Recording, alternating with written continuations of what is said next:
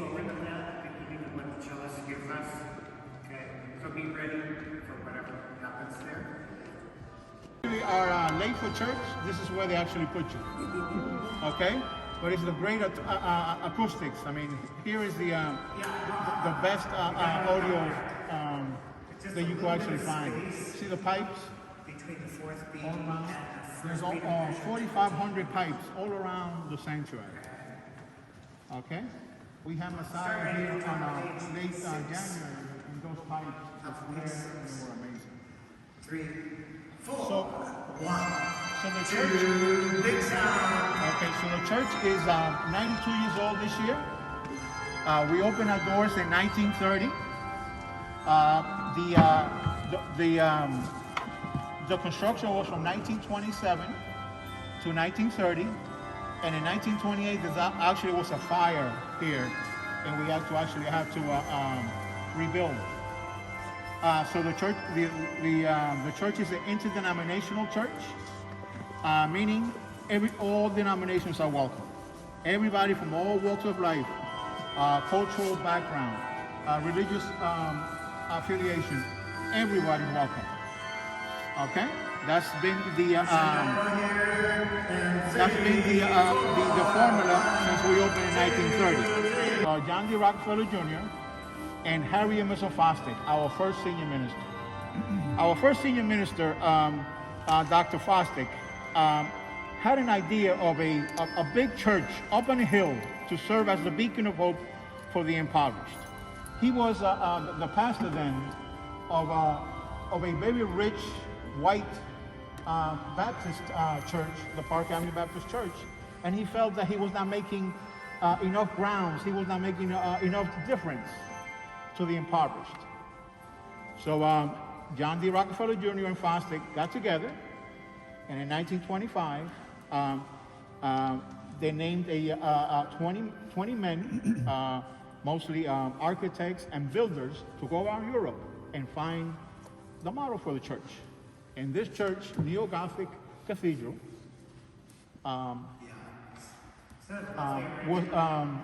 was designed after a French cathedral in Chartres.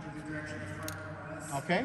However, when they hired 400 men, skilled men, to come to America and work on the church, things get different.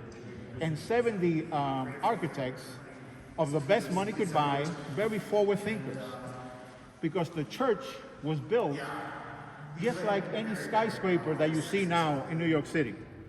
A iron frame, okay, and then they added the limestone from Indiana, the marble from Pittsburgh, and all of the oak from Oregon. Easy to transport through the Hudson up the hill, okay? The Riverside Church was ideal for that, the venue. So they bought the land in 1925 for $3.5 million. They brought over the workers. Mind you, the workers, they had an incentive. If you did really well here, the first year, okay, you're gonna work 16 hours a day, 6 days a week. You ate here and you slept here, okay? You could bring your family over, okay? The Rockefeller influence and the connection with the State Department, you could bring your family over. But I used to work here. There were open projects by the Rockefeller family, Grand Central Station, the MoMA, the Cloisters, and many, many others that they could actually go and... So this was a training ground for a lot of these workers. They were trained here, and then they were actually sent to their projects. Okay? How long did it take? And they were located at the Lower East Side, and the Rockefeller family made a great deal with them about the infancy of television. If they hung their chandeliers here, they could have all the press there. And they made more money that way than a lot, until they moved to 57th Street. So that was in the 50s? No, all inclusive and all welcome. And they won't hear you because they'll be clapping that. Okay? the chancel area, And by stepping back, there are 7 sections with Christ on each section in the middle. And these are aspects of humanity when Christ was on earth. So people who made a difference on humanity as of 1930, picked by the Rockefeller family, and the Gothic family. So from left to right, you see physicians, teachers, apostles. In the middle, you see Christ. Next to Christ, in the middle, is step back. Abraham Lincoln, who freed the If your slaves. neighbor forgets to do it, just Okay. lightly tap them. Then next to Abraham Lincoln, All right. after the fire in 1928, We'll see you. 29, they added Booker T. Washington. Yes, Daniel's got his words. African American free slave to graduate from the Tuskegee Institute. Then you see the missionary and the reformer, and at the end,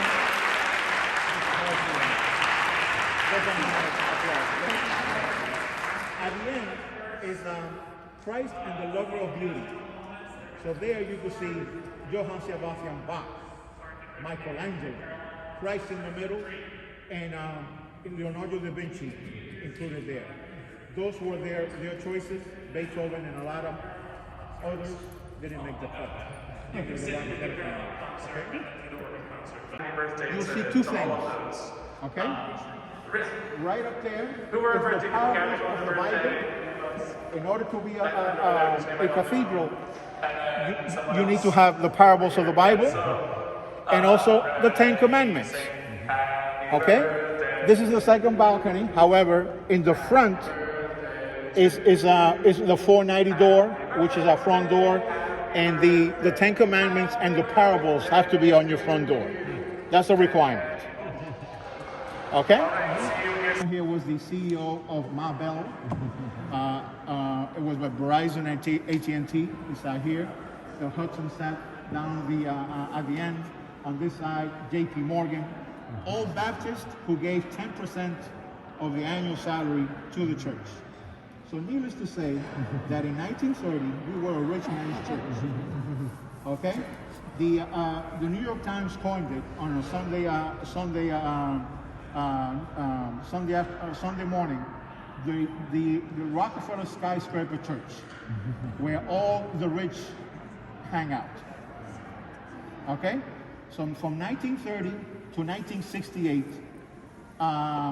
we were a white man's church until we integrated in 1968 with the help of Martin Luther King, who preached here 5 times from 61 to 67.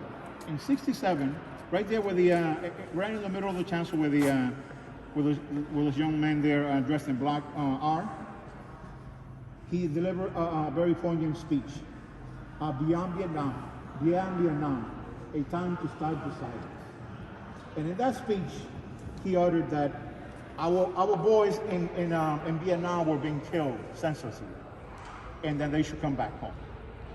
4 hours later, okay, AP took a hold of it, and 4 hours later, Lyndon Johnson, the current president of the United States, called him and said, that was an act of treason in your part. We're going to take away your State Department security. And a year later, he was assassinated in Memphis with no security around him. And Jesse Jackson was next door in another room. So some people say that cost him his life. But he helped alleviate the tension here at Columbia, that they were actually taking over the campus, a lot of protests and riots. And he helped alleviate the tension. And in 1968, we integrated. So black Latinos could actually join the church and be active in the church. And ever since then, we've been all right. Okay?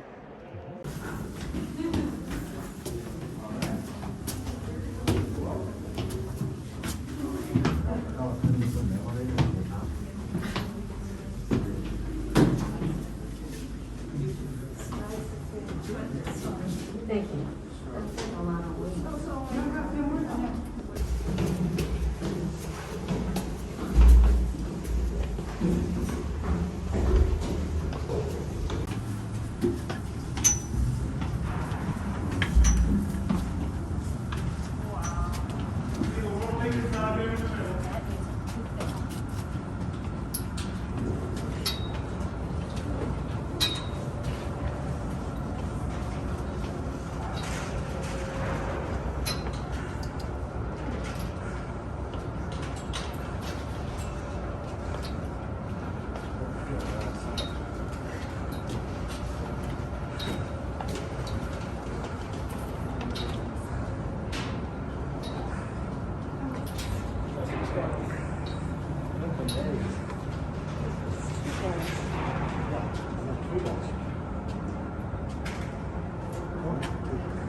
Okay? Right in the middle of the seat. The warden bell. Yes. The biggest bell in the world. And we lay with a Carillon. Alright?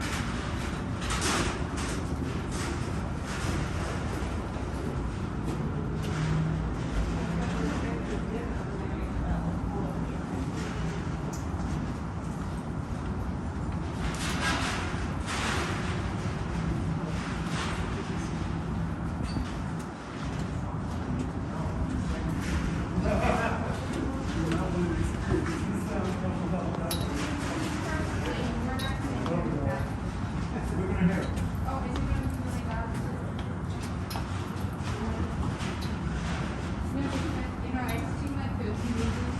Yeah. Go up the stairs a little bit. Yeah. You're gonna hear it everywhere, so.